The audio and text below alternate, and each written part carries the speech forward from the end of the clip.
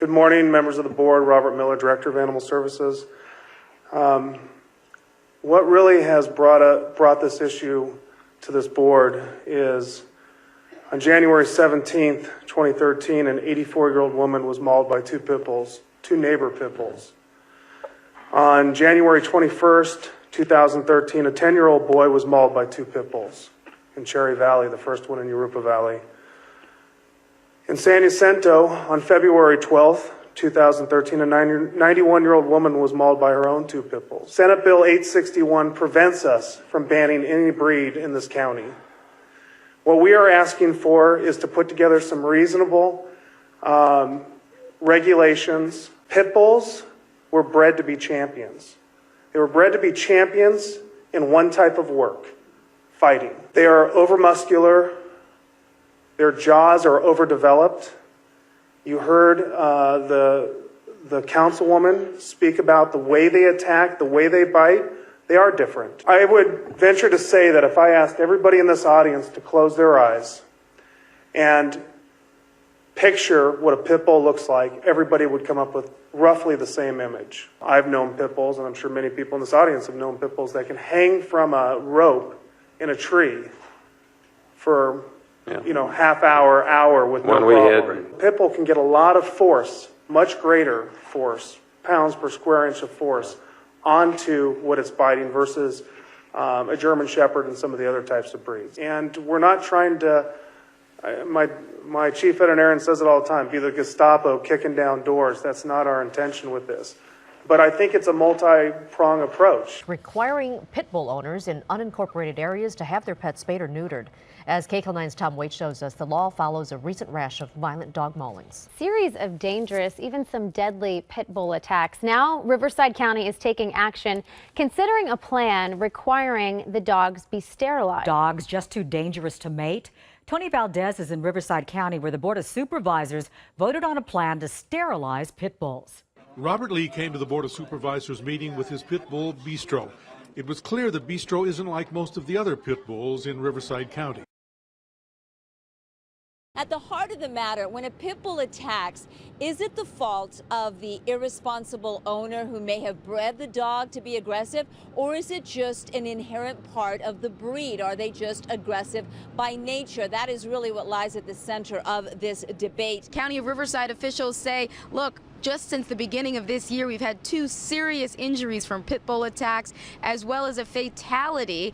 All of them were elderly women above the age of 75. But today, inside the building behind me here, Riverside officials are meeting with their lawyers. They're meeting with animal services, and they're going to figure out if they should start work on a pit bull sterilization ordinance. What do county officials want to do with the law?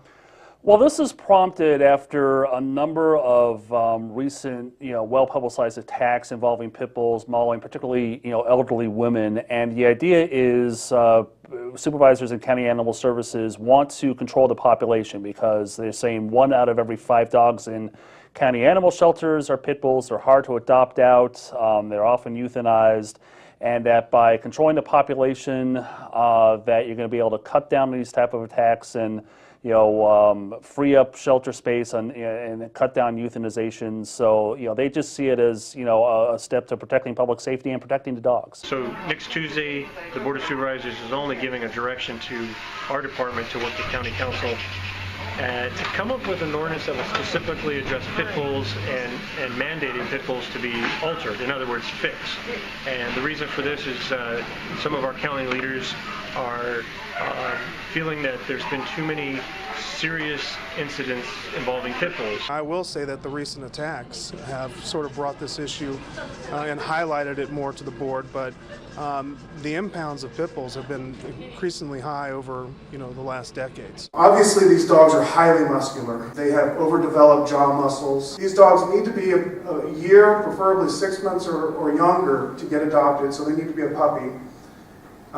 They're usually adopted within the first 24 to 48 hours once they clear their holding time and become available for adoption.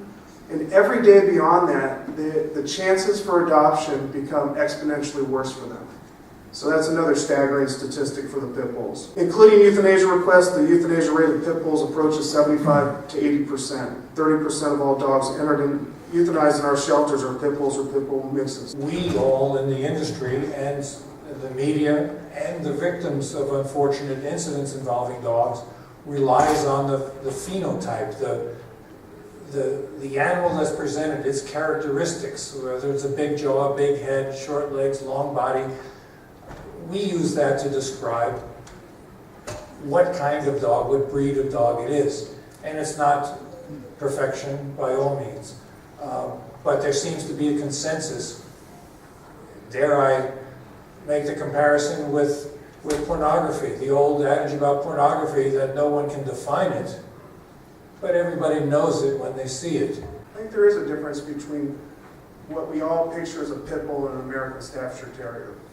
They're much smaller in stature. The big key difference between pit bulls and chihuahuas is the outcome statistics.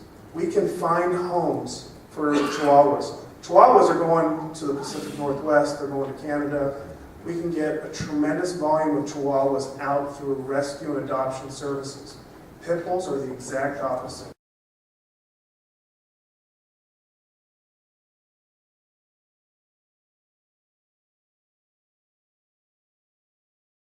%, 1 in 5 dogs that we impound as a department is a pit bull or pit bull mix.